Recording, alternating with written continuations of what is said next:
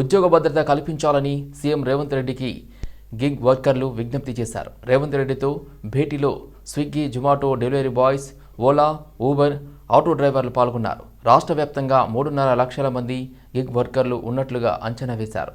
సమావేశంలో మంత్రి శ్రీధర్ బాబు, పార్టీ వ్యవహారాల ఇన్ఛార్జ్ మాణిక్రావు ఠాక్రే పాల్గొన్నారు. తెలంగాణ ముఖ్యమంత్రి రేవంత్ రెడ్డి గిగ్ వర్కర్లతో సమావేశమయ్యారు. నాంపల్లిలోని ఎగ్జిబిషన్ మైదానంలో Swiggy, Zomato delivery boys, Ola, Uber auto డ్రైవర్లతో సీఎం సమావేశమయ్యారు. తెలంగాణ వ్యాప్తంగా దాదాపు 3.5 లక్షల మంది ఆన్లైన్ యాప్, డిజిటల్ ప్లాట్ఫామ్లపై తాత్కాలికంగా పనిచేసే గిగ్ వర్కర్లు ఉన్నారు. ఈ నేపథ్యంలో ముఖ్యమంత్రి రేవంత్ రెడ్డి వారితో భేటీ కావడం ప్రాధాన్యతను సంతరించుకుంది. తమకు ఉద్యోగ భద్రత కల్పించాలని వారు ముఖ్యమంత్రికి విజ్ఞప్తి చేశారు.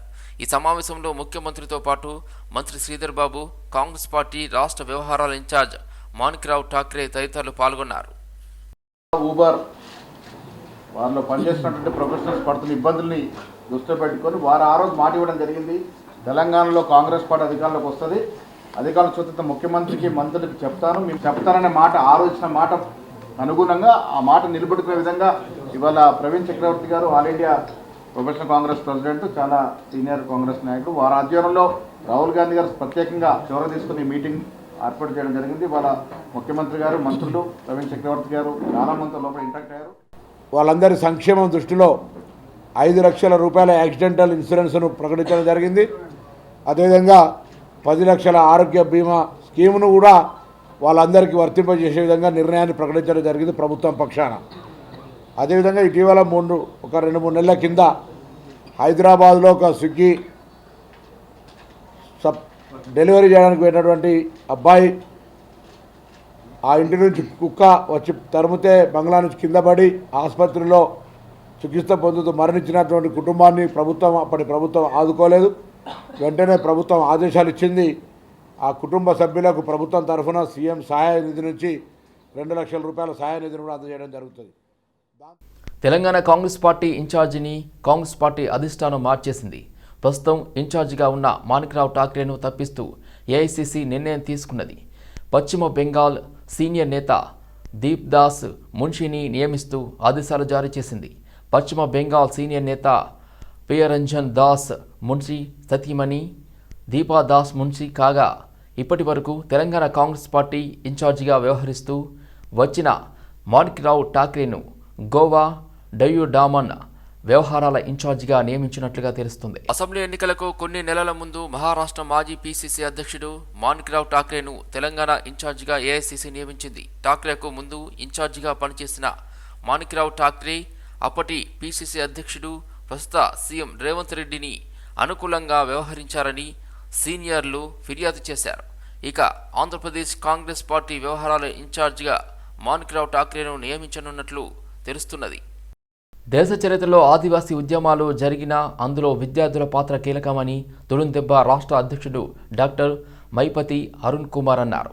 Osmania university college of technology ఆడిటోరియంలో జరిగిన ఆదివాసీ స్టూడెంట్స్ యూనియన్ రాష్ట్ర కమిటీ సమావేశం ఆదివాసీ పరిశోధక విద్యార్థి సాగబోయిన పాపారావు అధ్యక్షతన జరిగింది. ఈ కార్యక్రమానికి ముఖ్య అతిథిగా హాజరయ్యారు.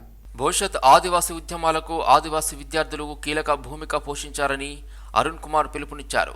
ఆదివాసీ ప్రజల ఆత్మగౌరవం, అస్తిత్వం పోరాటాలకు విద్యార్థులు నాయకత్వం వహించి ఆదివాసీ హక్కుల చట్టాలను కాపాడాలని కోరారు. గత 9 ఏళ్ల పాలనలో ఆదివాసీల అస్తిత్వాన్ని, ఆత్మగౌరవాన్ని, జీవనాన్ని విధ్వంసంకు గురైంది. నూతనంగా ఏర్పడిన కాంగ్రెస్ ప్రభుత్వం ఆదివాసీ హక్కులను కాపాడాలని కోరారు. ఆదివాసీ విద్యార్థులుగా ఒక మేధోమథనాన్ని నిర్వహించుకొని భవిష్యత్తు యొక్క ఉద్యమ కార్యాచరణ ప్రకటించడం కోసమే ఈ యొక్క రాష్ట్ర సమావేశాలను నిర్వహించుకోవడం జరిగింది. భవిష్యత్ కార్యాచరణతో పాటు ఈ రాష్ట్రంలో ఉన్నటువంటి ఆదివాసులపై జరుగుతున్నటువంటి పరిస్థితులను కూడా అధ్యయనం చేసి ఈ దేశ చరిత్రలోనే కాదు తెలంగాణ ఉద్యమ చరిత్రలో కూడా 17 జిల్లాలో ఉన్న ఆదివాసీ విద్యార్థులు, 9 తెగల విద్యార్థులు, వివిధ యూనివర్సిటీల విద్యార్థులందరూ కూడా ఉస్మానియా యూనివర్సిటీ టెక్నాలజీ సెమినార్లో రాష్ట్ర కమిటీ సమావేశం నిర్వహించడం జరిగింది. ఈ సమావేశం యొక్క ముఖ్య ఉద్దేశం ఏంటంటే, ఈ తెలంగాణ రాష్ట్రంలో ప్రధానంగా లంబాడీలు ఎస్టీ జాబితాలో కలిపిన తర్వాత ఆదివాసీలకు రావాల్సిన రిజర్వేషన్లు, అది విద్య, ఉద్యోగ, ఉపాధి, రాజకీయ రంగాల్లో రావాల్సిన రిజర్వేషన్లు అన్నీ కూడా 1976 నుంచి వెళ్ళి నేటి వరకు లంబాడీలే పూర్తిగా దోచుకు తింటున్న క్రమంలో అసలు లంబాడీలు భారత రాజ్యాంగంలో ఆర్టికల్ 342 కింద ఎస్టీ జాబితాలో కలపబడలేదు. అక్రమంగా 47 సంవత్సరాలుగా ఈ తెలంగాణ రాష్ట్రంలో ఎస్టీ జాబితాలో కొనసాగుతున్నారు. కాబట్టి నూతనంగా ఏర్పడిన కాంగ్రెస్ ప్రభుత్వం ఏదైతే ఉందో 1976లో లంబాడీలు ఎస్టీ జాబితా. గుడిమల్కాపూర్లోని అంకుర ఆసుపత్రిలో భారీ అగ్ని ప్రమాదం జరిగింది. సమాచారం తెలుసుకున్న అగ్నిమాపక సిబ్బంది, పోలీసులు ఘటనా స్థలికి చేరుకుని 4 అగ్నిమాపక యంత్రాలతో మంటలను ఆర్పేందుకు ప్రయత్నించారు. ఆసుపత్రి భవనంలో పెద్ద ఎత్తున మంటలు ఎగిసిపడడంతో సహాయక చర్యలకు ఆటంకంగా మారింది. అగ్ని ప్రమాద ఘటనలో అప్రమత్తమైన ఆసుపత్రి సిబ్బంది రోగులను బయటకు తీసుకొచ్చేందుకు ప్రయత్నించారు. ఆసుపత్రిని నిర్వహిస్తున్న 6 అంతస్తుల భవనం మొత్తం మంటలు వ్యాపించడంతో స్థానికులు భయాందోళనకు గురయ్యారు. భవనం 6వ అంతస్తులో ఆసుపత్రిలో పనిచేసే నర్సులు హాస్టల్ నిర్వహిస్తున్నారు. ఒక్కసారిగా మంటలు వ్యాపించడంతో దాదాపు 100 మంది నర్సులు భయంతో కిందకు వచ్చేశారు. ఈ క్రమంలో వారి సర్టిఫికెట్లు మొత్తం హాస్టల్లోనే వదిలేసి వచ్చామని వారు విలపిస్తున్నారు. ప్రమాదాన్ని గుర్తించిన వెంటనే ఆసుపత్రి సిబ్బంది 4 మహిళలు, 2 చిన్నారులను బయటకు తీసుకొచ్చారు. అయితే ప్రమాదం జరిగిన సమయంలో ఎంతమంది రోగులు ఉన్నారనే విషయంపై స్పష్టత రావాల్సి ఉంది. అంకుర ఆసుపత్రి పరిసరాల్లో దట్టమైన పొగ అలుముకోవడంతో భీతావహ పరిస్థితి నెలకొంది.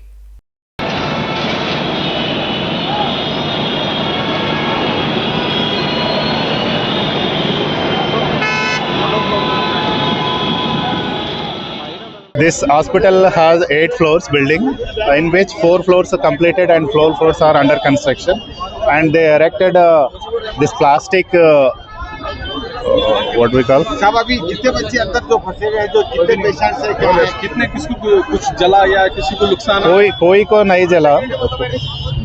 ये फायर एक्सीडेंट वजह कैसा हुआ सर? ये फायर एक्सीडेंट हुआ कैसा?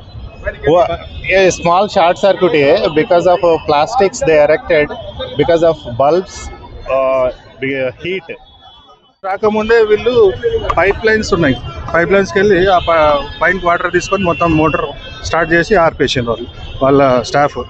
తర్వాత ఒక ఫైర్ ఇంజన్ వచ్చి మొత్తం కంప్లీట్ వైండ్ అప్ చేసేసారు.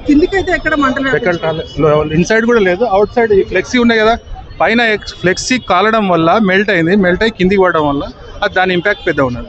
ఇప్పుడు ఆ పైన హోర్డింగ్ అనేది అక్కడ ఎల్ఈడి బల్బ్ హీట్ అయ్యి ఫైర్ అంటుకుంది. సో ఫ్లేమ్స్ బాగా పెద్దగా వచ్చినాయి. ఈ పైన హోర్డింగ్స్ పెద్దగా బయటకు కనిపిస్తుంది కాబట్టి ఇక్కడ లోపలికి ఏం ఫైర్ స్ప్రెడ్ అవ్వలేదు. హాస్పిటల్ కూడా 3 floors, గ్రౌండ్ ప్లస్ 3 floors ఉంది. సో పేషెంట్స్ అందరూ కింద ఉన్నారు, వాళ్ళందరూ బయట షిఫ్ట్ చేశారు. ఎవరికేం ఇబ్బంది లేదు ఇప్పుడు దాకా చెప్పిన దాని ప్రకారం. లోపల ఇంకా పేషెంట్స్ ఉన్నారని అంటున్నారు. మొత్తం షిఫ్ట్ చేశారు. ఈ బిల్డింగ్ తీసుకున్నారు, hospital permission, fire service precaution అన్ని తీసుకున్నారు. కానీ వీళ్ళు ఆపరేట్ చేశారా చేయలేదా, మా వాళ్ళు ఫాస్ట్గా వచ్చేసి ఆపరేట్ చేశారు. అది సైబరాబాద్ పరిధిలో శాంతి భద్రతల పరిరక్షణ కోసం మరింత పకడ్బందీగా పనిచేస్తామని సైబరాబాద్ సిపి అవినాష్ మహంతి పేర్కొన్నారు. జనాభా ఎక్కువగా ఉన్న సైబరాబాద్ ప్రాంతంలో ఆర్థిక స్థిరాస్తి నేరాలు ఎక్కువగా నమోదవుతున్నాయన్న మహంతి బాధితులకు న్యాయం చేసేందుకు ప్రయత్నిస్తున్నామని తెలిపారు. సైబర్ నేరాలు భారీగా పెరిగాక మహిళలపై అత్యాచారం కేసులు తగ్గాయని వెల్లడించారు. సైబరాబాద్ వార్షిక నేర నివేదిక సిపి అవినాష్ మహంతి విడుదల చేశారు. అయితే గత ఏడాది 4,850 కేసులు కాగా ప్రస్తుతం 5,312 కేసులు నమోదయ్యాయని తెలిపారు. అయితే ఈ ఏడాది 232 కోట్ల నగదు మోసం జరిగిందన్నారు సిపి.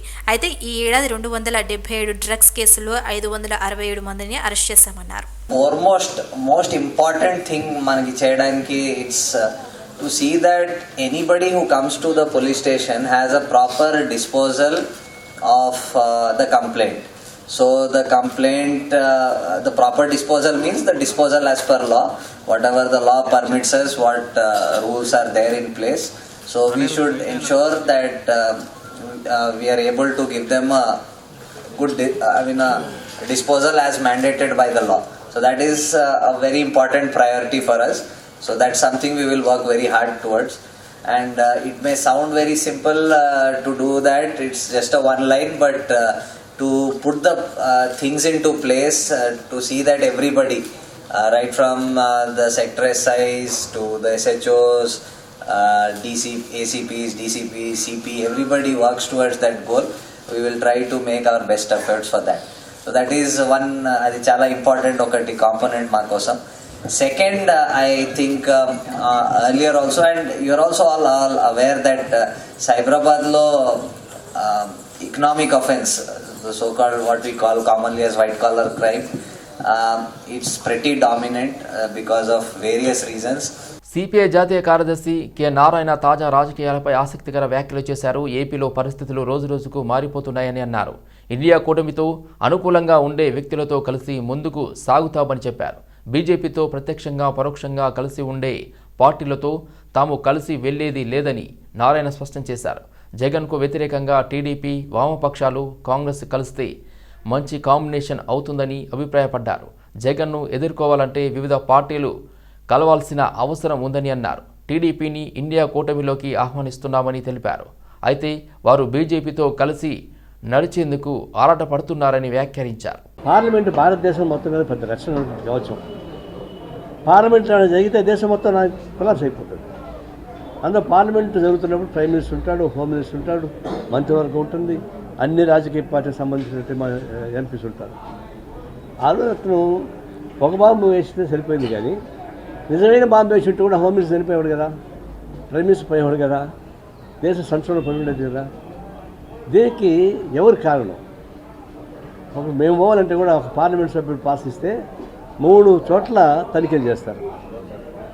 అట్లా 3 చోట్ల తనిఖీ చేసేటువంటి వాళ్ళు ఉంటే ఒక బాంబు పెట్టుకొని పోతుంటే అతన్ని వాళ్ళు అలౌ చేయడం ఏంటి? దానికి పాస్ ఎవరు ఇచ్చారు? బీజేపీ ఎంపీ ఇచ్చారు. అది పొరపాటున బీజేపీ కాకుండా ఏ ఎంఐఎంఓడో లేకపోతే కమ్యూనిస్ట్ ఇచ్చి ఉంటే అప్పుడు అంతర్జాతీయ స్థాయిలో అన్పాపులర్ చేసి ఉండేవాళ్ళు. కానీ బీజేపీ ఇచ్చాడు కాబట్టి దొంగకు తేలుకుంటుంటే ఆగిపోయారు. రాష్ట్రంలో ప్రవేశపెట్టిన ఉచిత బస్సు సౌకర్యం కారణంగా తమ ఉపాధి దెబ్బతింటుందని పలు చోట్ల ఆటో డ్రైవర్లు భారీగా ర్యాలీలు, ధర్నాలు నిర్వహిస్తున్నారు. మెదకులో 500 ఆటోలతో డ్రైవర్లు భారీ ర్యాలీ నిర్వహించడంతో డ్రైవర్లకు పోలీసులకు మధ్య వాగ్వాదం చోటు చేసుకుంది. సిద్దిపేట జిల్లా దుబ్బాకలో ప్రధాన రహదారుల గుండా ఆటోలతో ర్యాలీ నిర్వహించి బస్టాండ్ వద్ద రోడ్డుపై బైఠాయించి ధర్నా నిర్వహించారు. క్షేత్రస్థాయిలో ఆటో కార్మికుల పరిస్థితి తెలుసుకుని ఏదైనా ఉపాధిని చూపించి ఆదుకోవాలని అన్నారు.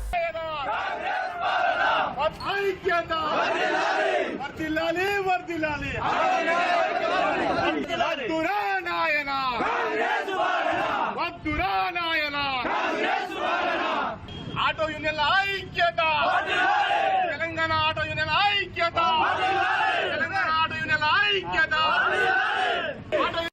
తెలంగాణ ప్రభుత్వం ప్రవేశపెట్టిన మహిళలకు ఉచిత బస్సు సౌకర్యం వల్ల తెలంగాణ వ్యాప్తంగా లక్షలాది ఆటో కార్మికుల కుటుంబాలు ఈరోజు జీవనోపాధి కోల్పోయి రోడ్ల పడే సందర్భం ఏర్పడ్డది. కాబట్టి ఎన్నో వ్యయప్రయాసాలు కోర్చి ప్రైవేట్ బ్యాంకుల్లో అధిక వడ్డీలకు లోన్లు తీసుకొచ్చి ఆటోలు కొనుక్కున్న ఆటో కార్మికులకు ఈ రోజు ఇన్స్టాల్మెంట్లు కట్టడానికి కూడా ఇబ్బందికరంగా మారింది. దాంతో పాటు జీవనోపాధి కూడా కోల్పోయింది. గత 11 రోజులుగా ఎన్నో ఆటో కార్మికుల కుటుంబాలు పస్తున్న సందర్భాలు కూడా ఉన్నాయి. కాబట్టి ప్రభుత్వం వెంటనే మా యొక్క డిమాండ్లు నెరవేర్చాలని చెప్పేసి ఆటో కార్మికులు ఆదుకోవడానికి ప్రతి నెల 15,000 రూపాయలు జీవనభృతి ఆటో కార్మికులకు ఇవ్వాలని చెప్పేసి కోరుతా ఉన్నాం.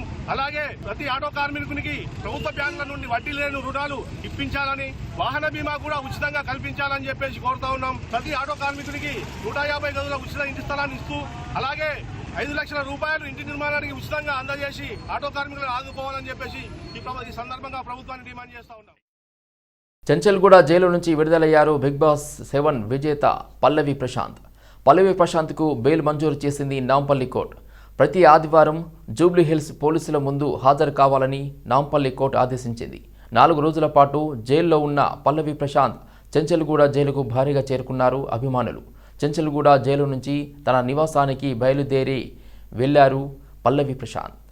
బోలే అన్న 3 రోజుల తండ్రి కష్టపడి ఇచ్చేసి ఆత్మాభిమానం, ఒక గ్రామీణ నేపథ్యంలో ఉన్న బిడ్డ ఎక్కడో పుట్టి పెరిగి ఒక పాట సాహిత్యాన్ని అలవర్చుకొని వచ్చి బిగ్ బాస్లో అంతమంది కాంటెస్టులు ఉన్న మొట్టమొదటిగా స్పందించింది ఈ బోలే అన్నని నేను చెప్తున్నాను. చాలా ఆనందంగా ఉందండి. ఈ విజయం ఏంటంటే ఇది అంతా కూడా ఒక అడ్వకేట్ల విజయం అని అనుకుంటున్నా. నేను ముందుబడి చేసినా కానీ వీళ్ళు నాకు ఇంత సహకారం చేయడం అనేది నేను చాలా మన వినోద్ అన్న కానివ్వండి, లక్ష్మణ్ అన్న కానివ్వండి, రామారావు అన్న కానివ్వండి, వేనన్న, సీనన్న వీళ్ళందరూ కూడా ముందు పడి సుమారు 50 మంది లాయర్ల సహకారంతో జడ్జి గారి ముందు మరి యొక్క డిఫెన్స్ చేసి ఇలా పల్లవి ప్రశాంత్ తమ్ముడిని మరి ఇంత మంచి పేరు తెచ్చినటువంటి తమ్ముడు బిగ్ బాస్ నుంచి బయటకు వచ్చిన తర్వాత ఆయనకు జరిగినటువంటి మరి ఈ జైలు ఇష్యూల నుంచి మళ్ళీ బయటికి తీసుకురావడానికి సహకరించిన మీకు మా అందరి కళాబంధనాలు తెలియజేసుకుంటూ అన్ని మతాలను అన్ని కులాలను సమానంగా చూసే సంస్కృతి గల దేశం భారతదేశమని Pinnacle hotel management college principal managing director Sridevi అన్నారు. హైదరాబాద్ కూకట్పల్లిలోని Pinnacle institute of hotel management వారి ఆధ్వర్యంలో మేరీ క్రిస్మస్ సందర్భంగా హోటల్ మేనేజ్మెంట్ విద్యార్థులు అందరూ కలిసి క్రిస్మస్ కార్నివాల్ ఏర్పాటు చేశారు. నోరూరించే కేకులు, కుక్కీలు, బిస్కెట్లు, లడ్డూలు, మార్షమాల్లోను, జున్ను, బంతులు, స్ప్రింగ్ రోల్స్ మొదలైన స్వీట్లు తయారు చేసి వాటితో వివిధ రకాలైన విజువల్ ట్రీట్ మంచుతో నిండిన ఇల్లు, కోటలను చూపించే అద్భుతమైన సెంటర్ ఖచ్చితంగా ఉంటుందని Pinnacle hotel management college principal MD Sridevi అన్నారు. వర్ధమాన చెఫ్లు vegetable carving, fruit carving, butter carving మరియు థర్మకోల్ కార్వింగ్ల అందమైన ప్రదర్శనలు రూపొందించామన్నారు. ప్రతి సంవత్సరం ప్రతి పండుగకు ఒక ప్రత్యేకమైన కేకులను తయారు చేయడం Pinnacle institute of hotel management వారు తయారు చేయడం గర్వకారమని అన్నారు. హైటెక్స్లోని మై హోమ్ పేరుతో ఇన్ఫ్రా డెవలపర్స్ సంబంధించి పలు కంపెనీలు స్టాల్స్ నిర్వహించాయి. గృహాలకు సంబంధించిన వివరాలను ఇన్ఫ్రా కంపెనీల ప్రతినిధులు వినియోగదారులకు వివరించారు. దీనిపై మరింత సమాచారం మా ప్రతినిధి మాధురి అందిస్తారు. Last 10 years when we are participating in this property shows and moreover we have a good communication with TV9 also and each and every property show will participate like Redeye then TV9 Sweet Homes and HMTV Expo also. So అంటే TV9 organise చేసేది మాత్రం ఎన్నో సంవత్సరాల నుంచి 10 years నుంచి అని చెప్పారు. మరి ఇప్పుడు ప్రజెంట్ మనకి ఈ జనరేషన్లో ఎలా మీకు రెస్పాండ్ అవుతుందో చెప్పండి. అంటే ఇది ఒక స్కోప్ ఎలా ఉంటుందంటే సో స్మాల్ స్కేల్ బయర్ దగ్గర నుండి లార్జ్ స్కేల్ బయర్ వరకు we have a lot of options here. So some of the customers they are looking like 2 BHK they can afford only 50 lakhs. So some of the projects they showcase and they elevate the flats like high-end projects also like 15 CR, 8 CR, 7 CR. Almost last ఒక 6-7 years నుంచి stalls పెడుతున్నామండి. TV9 stalls అన్ని కూడా మాకు response చాలా బాగా వస్తుంది. ఎందుకంటే TV9 న్యూస్లో బ్రాండ్ కాబట్టి నెంబర్ 1లో ఉంది కాబట్టి రెస్పాన్స్ అయితే చాలా బాగా వస్తుందండి. మాకు ఎవ్రీ టైం పెట్టినప్పుడు కూడా 15 to 20 బుకింగ్స్ వస్తున్నాయండి. మరి ఒక విషయంగా చెప్పుకున్నట్లయితే బయట మీకు పెడితే ఎలా ఉంది, ఇక్కడ పెడితే ఎలా ఉంది, అంటే డిఫరెన్స్ ఏముంది చెప్పండి. బయట TV9 కాబట్టి వాళ్ళు ప్రమోషన్ బాగా చేస్తారు, పబ్లిక్లో బాగా వెళ్తున్నారు, అంటే పబ్లిక్ ఎక్కువ మంది వస్తున్నారు. వేరే వాళ్ళు పెట్టేది వాళ్ళ ప్రమోషన్ తక్కువ ఉంటే దాన్ని బట్టి పబ్లిక్ వచ్చేది తక్కువ ఉంటుంది, రెస్పాన్స్ తక్కువ ఉంటుందండి. Basically we are from iMark developers actually right. So iMark developers వచ్చేసి ఒక 3 years నుంచి ఉన్న కంపెనీ. సో ఇందులో మనకు వచ్చేసి నియర్లీ మనం ఈ 3 yearsలోనే 1600 acres ఆఫ్ ల్యాండ్ బ్యాంక్తో మనం వచ్చామన్నమాట. ఇందులో మనకు డిఫరెంట్ ప్రాజెక్ట్స్ ఉన్నాయి like form houses, premium managed form houses కావచ్చు, ఓపెన్ ప్లాట్స్ కావచ్చు, విల్లాస్ కావచ్చు, కొన్ని ఇన్వెస్ట్మెంట్ ప్లాన్స్తో వచ్చాం. లైక్ త్రూ ఆల్ ఓవర్ మనకి ముంబై హైవేలో మనకి నియర్లీ 3 projects ఉన్నాయి, వికారాబాద్లో ఒక ప్రాజెక్ట్ ఉంది, అండ్ శంకర్పల్లిలో మనం విల్లా ప్రాజెక్ట్స్ చేస్తున్నాం అనమాట. So with all premium amenities కావచ్చు, అన్ని ఎమ్యూనిటీస్ ఉన్నాయి. సో మీ ఛానల్ త్రూ ఎవరైతే కస్టమర్స్ చూస్తున్నారో వాళ్ళు ఒకసారి మీ డెవలప్మెంట్స్ కావచ్చు తెలుసుకోవచ్చు. దాంతోపాటు మీ యొక్క ఎమ్యూనిటీస్ ఏవే ఉన్నాయి, దాని కాస్ట్ ఎలా ఉంది, పక్కన డెవలప్మెంట్స్ ఏమున్నాయి ఇవి కూడా తెలుసుకోవచ్చు. మా కంపెనీ నేమ్ వచ్చేసి జున్నా సోలార్ సిస్టమ్స్. సో మేమేంటంటే మాడ్యూల్ మ్యానుఫ్యాక్చరింగ్ ఉంది, plus solar roof top, major commercial, domestic అన్నీ కూడా మనం ఇన్స్టాల్ చేస్తూ ఉంటాం మేము. So solar water pump government projects మేజర్గా చేస్తాం. సో 8 states మేము సోలార్ వాటర్ పంప్ ఇన్స్టాల్ చేస్తాం మేజర్గా. సో అది కాకుండా ఏంటంటే రీసెంట్గా మనం మాడ్యూల్ మ్యానుఫ్యాక్చరింగ్ ప్లాంట్ కూడా స్టార్ట్ చేసాం. So that is a 200 megawatt plant. So by next year 1 megawatt plant కూడా 1 gigawatt ప్లాంట్ కూడా మేము స్టార్ట్ చేస్తున్నాం. ఛత్తీస్గఢ్లోని సుక్మా జిల్లాలో తుపాకులు గర్జించాయి. భద్రతా బలగాలు మావోయిస్టులకు మధ్య హోరాహోరీగా ఎదురుకాల్పులు జరిగాయి. ఎదురుకాల్పుల్లో 4 మావోయిస్టులు హతమయ్యారు. సుక్మా జిల్లాలోని గోగుండా ప్రాంతంలో ఈ ఎదురుకాల్పులు సంభవించినట్లు పోలీసు ఉన్నతాధికారులు వెల్లడించారు. ఛత్తీస్గఢ్లోని సుక్మా జిల్లాలో భద్రతా బలగాలకు మావోయిస్టులకు మధ్య భారీగా ఎదురుకాల్పులు జరిగాయి. గోగుండా ప్రాంతంలో జరిగిన ఈ ఎన్కౌంటర్లో 4 మావోయిస్టులు హతమైనట్టుగా సమాచారం. ప్రస్తుతం నక్సలైట్ల కోసం సర్చ్ ఆపరేషన్ కొనసాగుతుందని భద్రతా బలగాలు తెలిపాయి. సుక్మా దండేవాడ జిల్లాలకు చెందిన రిజర్వ్ గ్రూప్ సిఆర్పిఎఫ్ జవాన్లు కలిసి ఈ సంయుక్త ఆపరేషన్ నిర్వహించినట్లుగా చెప్పారు. సాధారణ తనిఖీలు నిర్వహిస్తున్న సమయంలో ఒక్కసారిగా మావోయిస్టులు కాల్పులకు దిగారని వివరించాయి. వెంటనే అప్రమత్తమైన ఎదురు కాల్పులు జరిగినట్లుగా వెల్లడించారు. జమ్మూలోని పూంచ్లో మాటు వేసి ఉగ్రవాదులు చేసిన దాడిలో 5 భారత జవాన్ల మరణం యావత్ దేశాన్ని కలిచివేసింది. కాశ్మీర్ విభజన జరిగిన తర్వాత క్రమంగా ప్రశాంతత నెలకొంటున్న ప్రాంతంలో ఒక్కసారిగా ఉగ్రవాదులు ఎలా విరుచుకుపడ్డారు? వీరంతా పాక్ కేంద్రంగా పనిచేస్తున్న ఉగ్రవాదులుగా సాధారణంగా అనుమానించినప్పటికీ వీరికి చైనా నుంచి సహాయ సహకారాలు అంది ఉండవచ్చని తాజా సమాచారం. భద్రతా బలగాల వాహనాలపై దాడికి పాల్పడిన తీవ్రవాదులను మట్టుబెట్టేందుకు జమ్మూ కాశ్మీర్ పూంచ్ జిల్లాలో సైనిక ఆపరేషన్ కొనసాగుతుంది. శుక్రవారం నుంచి బఫ్లియాజ్ ప్రాంతాన్ని దిగ్బంధించిన సైనిక బలగాలు ముష్కరుల కోసం గాలిస్తున్నాయి. అక్కడి కొండల్లో తీవ్రవాదులు నక్కి ఉన్నట్లు అనుమానిస్తున్న బలగాలు అణువణువున వెతుకుతున్నారు. అయితే హెలికాప్టర్లతోనూ నిఘా పెట్టాయి. అనుమానం వచ్చిన ప్రతి చోట బలగాలు తనిఖీ చేస్తున్నాయి. అదనపు బలగాలు ఇప్పటికే అక్కడకు చేరుకున్నట్లు అధికారులు తెలిపారు.